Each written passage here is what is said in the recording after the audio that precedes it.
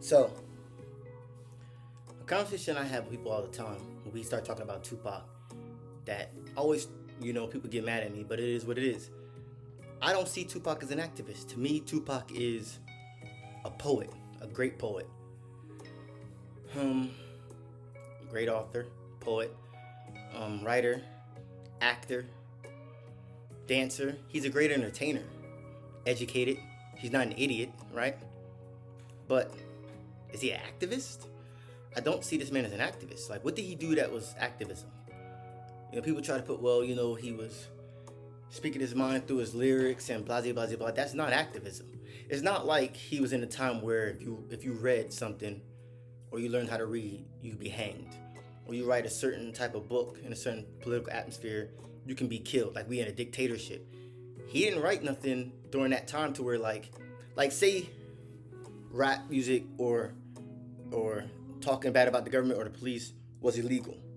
And if you do that, you could be executed. Then I'd be like, oh, he's an activist. Because he would have got probably executed.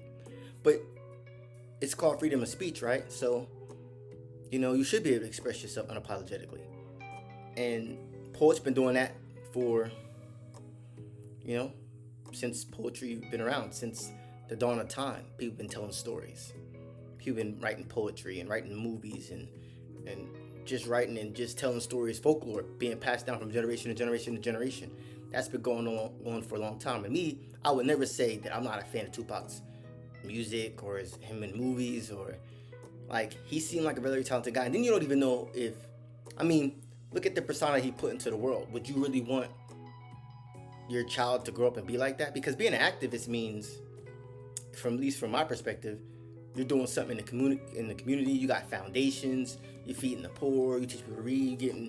You starting programs, and you're doing actual activism. I don't ever recall hearing Tupac doing activism. I never saw a Tupac Foundation. He ain't feeding the hungry and feeding the poor and getting people jobs. Like, this dude was rapping, sleeping with women, pretending he was rich when they was taking all his bread. Like, he is not an activist. Now, a lot of it, I think, was just a persona because I've seen stories, people tell stories where Tupac would be regular, like the nice guy Tupac that everybody talks about when he had the fade and he was young. And then as soon as somebody walk up on him, they know he'd turn into the Tupac you see on the screen. So to me, that just shows he's a great actor.